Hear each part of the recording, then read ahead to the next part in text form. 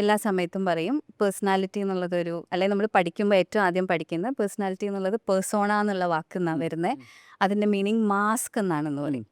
അപ്പോൾ എത്രത്തോളം പേഴ്സണാലിറ്റി ഒരു മാസ്ക് ആണ്, അതോ അതൊരു നമ്മുടെ ഇന്നർ ഫീലിങ്സിൻ്റെ അല്ലെങ്കിൽ നമ്മുടെ ജെനറ്റിക്സിൻ്റെയോ അങ്ങനെ എന്തിൻ്റെയൊക്കെ ഭാഗമായിട്ടുള്ളൊരു റിഫ്ലക്ഷനാണ് ശരിക്കും പേഴ്സണാലിറ്റി? നമ്മൾ ഏറ്റവും കൂടുതൽ സമയം ആരായിരിക്കുന്നു, എങ്ങനെയായിരിക്കുന്നു, ശരിക്കും പറഞ്ഞാൽ സിംപ്ലി അതാണ്. ഏറ്റവും കൂടുതൽ സമയം നമ്മൾ എങ്ങനെ ആയിരിക്കുന്നു, നമ്മളുടെ ബിഹേവിയർ എന്താണ്, അതിനകത്ത് നമ്മളുടെ ബിഹേവിയറിനെ എപ്പോഴും ഇമ്പാക്റ്റ് ചെയ്യുന്നതാണല്ലോ നമ്മുടെ തോട്ട്സ്.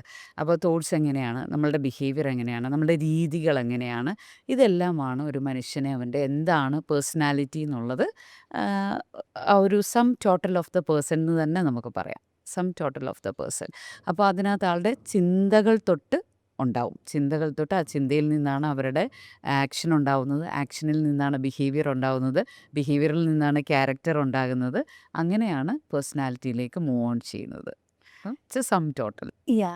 ഇപ്പം നമ്മൾ പേഴ്സണാലിറ്റി ട്രെയ്റ്റ്സ് ഇപ്പം നമ്മളെല്ലാവരും പറയും, വളരെ കാഷ്വലായിട്ട് ചിലപ്പോൾ പറയും, നിങ്ങൾക്ക് ഭയങ്കര നാർസിസ്റ്റിക് ക്യാരക്ടറിസ്റ്റിക്സ് ഉണ്ട് കേട്ടോ, അല്ലെങ്കിൽ ഭയങ്കര ആൻറ്റി സോഷ്യൽ ഇതുണ്ട്. അങ്ങനെ നമ്മൾ പറയുന്ന ആ ക്യാരക്ടറിസ്റ്റിക്സ് അല്ലെങ്കിൽ ആ ഒരു ട്രെയ്റ്റിൽ നിന്ന് അതൊരു ഡിസോർഡർ ആണ് എന്ന് കൺഫേം ചെയ്യുന്നത് എപ്പോഴാണ്? എനിക്ക് തോന്നുന്നു നമ്മൾ ഭയങ്കര കാഷ്വലായിട്ട് ഇത് യൂസ് ചെയ്യും, ഇത് എത്രത്തോളം ഒരു സീരിയസ് കാര്യമാണ് എന്ന് അറിയാണ്ടേന്ന്. അപ്പോൾ എപ്പോഴാണ് നമ്മൾ അതിനെ ഒരു ഡിസോർഡർ? ഡിസോർഡർ എന്ന് പറയും. ഇപ്പോൾ ട്രെയ്റ്റ്സ് എന്ന് പറയുന്നത് ഇറ്റ്സ് എ പെർമനൻറ്റ് വൺ. എല്ലാവർക്കും ഉണ്ട്. ഞാനിപ്പം എന്താ പറയുന്നത്, എങ്ങനെ ശീലം, എൻ്റെ ശീലങ്ങൾ, എനിക്കിഷ്ടമുള്ള രീതികൾ, അതൊക്കെ എല്ലാ മനുഷ്യർക്കും ഉള്ളതാണ്. ഓക്കെ. അപ്പോൾ അതിനെയാണ് നമ്മൾ ട്രെയ്റ്റ്സ് എന്ന് പറയുന്നത്. ഇനി ഈ ട്രെയ്റ്റ്സ് തന്നെ കുറച്ച് റിജിഡായി പോയി കഴിഞ്ഞാൽ, ഈവൻ ദോ ദ ട്രെയ്റ്റ്സ് തന്നെ കുറച്ച് റിജിഡായി പോയി കഴിഞ്ഞാൽ, ഫോർ എക്സാമ്പിൾ ഒരു കുറച്ച് ഡോമിനൻസ് ഉള്ള ഒരാൾ, അത്യാവശ്യം കുറച്ച് ലീഡർഷിപ്പ് ക്വാളിറ്റിയൊക്കെ ഉണ്ട്, പക്ഷെ എവിടെ ചെല്ലുമ്പോഴും എനിക്ക് സുപ്പീരിയർ ആകണം എന്ന് വിചാരിക്കുമ്പോൾ അത് നാർസിസ്റ്റിക് ആയി മാറും, ട്രെയ്റ്റ് ആയിട്ട് മാറും.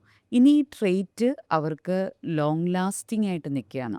ഇതിവരുടെ ഇൻ്റർപേഴ്സണൽ റിലേഷൻഷിപ്പിനെ, മറ്റുള്ളവരോടുള്ള ബന്ധത്തെ, അവരോടുള്ള ബന്ധത്തെയൊക്കെ അഫക്റ്റ് ചെയ്യാൻ തുടങ്ങുന്ന സമയത്താണ് നമ്മളിതിനെ ഡിസോർഡർ എന്ന് പറയുന്നത്. അതായത് ഓർഡർ അല്ലാതെ അവരുടെ ജീവിതത്തിൽ പല കാര്യങ്ങളും ഡിസോർഗനൈസ്ഡ് ആവും.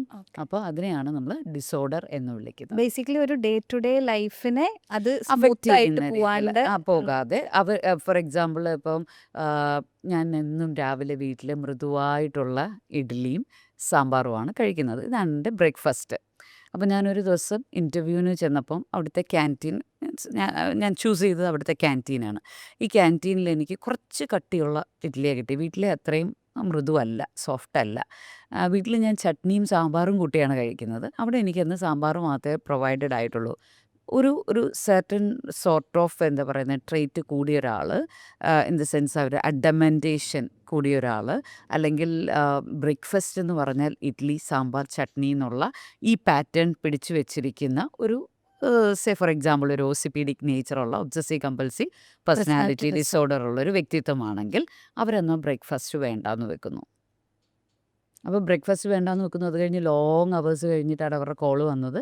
അത് കഴിഞ്ഞിട്ട് അതുമായിട്ട് ബന്ധപ്പെട്ട് ഒരു എക്സാം ഉണ്ടായിരുന്നു. അവരുടെ പെർഫോമൻസിനെ അത് ബാധിക്കും.